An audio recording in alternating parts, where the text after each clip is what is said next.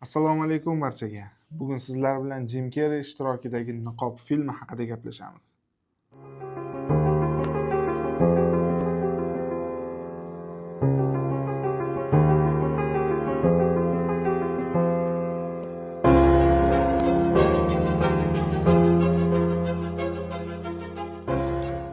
1994-yil kino tarixidagi eng sermahsul yillardan biri bo'lgan.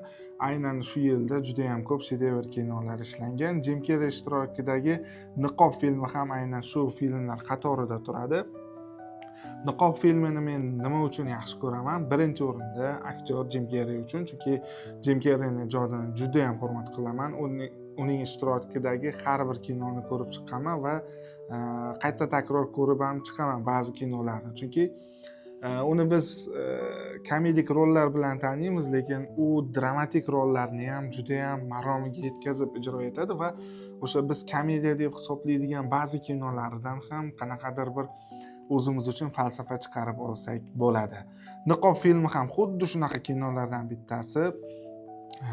Niqob filmida Jim Carrey Stenli Ipkiss rolini o'ynagan. Stenli Ipkiss bu oddiy bank xodimi, xushmuomala, hazilkash, hamma bilan hazillashib ketaveradigan, lekin hayotda juda ham bir ishlari yurishmagan, omadsiz odamdek tasavvur uyg'otadigan inson. Stenli kunlardan bir kun tasodifan yashil niqob topib oladi. U niqobni taqqanidan keyin umuman 180 gradusga boshqa insonga aylanib qoladi. Stenli uni niqobni taqqanidan so'ng undagi hamma o'sha bostirilgan his-tuyg'ulari yuzaga chiqib boshlaydi. Qo'rqmas bo'ladi, kuchli bo'ladi, hattoki odamlar uchun xavfli insonga aylanib qoladi. Bunday olib qaraydigan bo'lsak, yashil niqob bu metafora, insonni ichki o'sha bostirilib yotgan his-tuyg'ulari aynan o'sha niqobni taqqanidan keyin yuzaga chiqadi. Demak, unda inson jamiyatda ikki xil qiyofada yashaydi degan narsani messej qilib bermoqchi bo'lishgan kinoijodkorlar. Mana shu tomonlama ham menga kino juda ham yoqadi. Umuman olganda, shaxsan meni fikrimcha, bu Stenli Ipkissni o'zi hayotda har doim niqobni taqib yurgan. Niqobni topib olgandan keyin esa, o'sha niqobni taqqandan keyin esa haqiqiy Stenli Ipkissni odamlarga ko'rsatgan. Shaxsan men shunaqa o'ylayman. Biz hammamiz bunday olib qaraydigan bo'lsak, jamiyat ichida qanaqadir bir normalar, jamiyat belgilab bergan qanaqadir bir standartlar bo'yicha yashaymiz.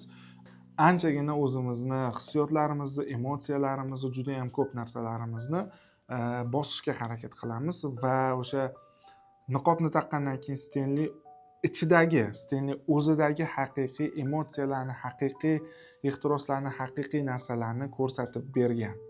Menimcha boya yuqorida ta'kidlaganimdek, niqob bu insonni haqiqiy yuzini ochib beradigan, haqiqiy yuzini ko'rsatib beradigan bir vosita xolos. Kinoni oxiriga qaraydigan bo'lsak, Stenli Ipkiss niqobni suvga uloqtirib yuboradi va bu nima ma'noni anglatadi va nihoyat u o'zi bilan o'zi kelishib olgani, o'zini o'zi qabul qilgani, ichki meni va tashqi meni do'stlashganini belgisi sifatida ko'rsatib berilgan. O'zi umuman bu kino orqali ijodkorlar insonni qanaqa bo'lishidan qat'iy nazar o'zini o'zi qabul qilish kerakligini, tashqi men bilan ichki menni har doim bunaqa ikkita standartda ishlatmaslik kerakligini, inson har doim o'zi bo'lib qolish kerakligini uqtirmoqchi bo'lishgan va shu tomonlama ham kino menga juda ham yoqadi. Agar siz bu kinoni ko'rmagan bo'lsangiz, albatta tavsiya qilaman ko'rib chiqishingizni va balkim men yuqorida aytib o'tgan narsalarni topolmassiz ham. Chunki qaysidir bir YouTube kanal bu Stenli Ipkissni alkogolik sifatida tasvirlab bergan. Alkogolik u ko'p ichkilikka ruju qo'yadi, niqob esa o'sha ichkilikni belgisi deb metafora sifatida ko'rsatib bergan boshqa bitta kanal umuman boshqacha nazariya bergan. Xullas, yuqoridagi men aytgan narsalarni ham topolmasligingiz mumkin.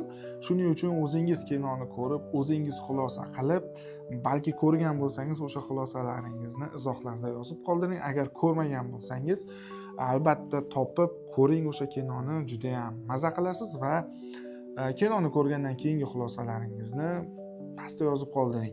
Bu qisqacha video bo'ldi. Hali niqob filmiga yana ham kengroq to'xtalsa bo'ladi. Xudo xolasa balkim yana 5-6 ta videodan keyin niqob filmiga ko'proq ilmiyroq nazariya bilan to'xtalib o'tarman. Ungacha yana ham ko'proq material yig'arman, yana ham ko'proq narsa yozarman. Hozircha esa bu videoni siz Ma'rufni yana nechinchidir marta qaytib olishi sifatida qabul qilishingizni so'rayman. Keyingi videolarda ko'rishguncha salomat bo'ling.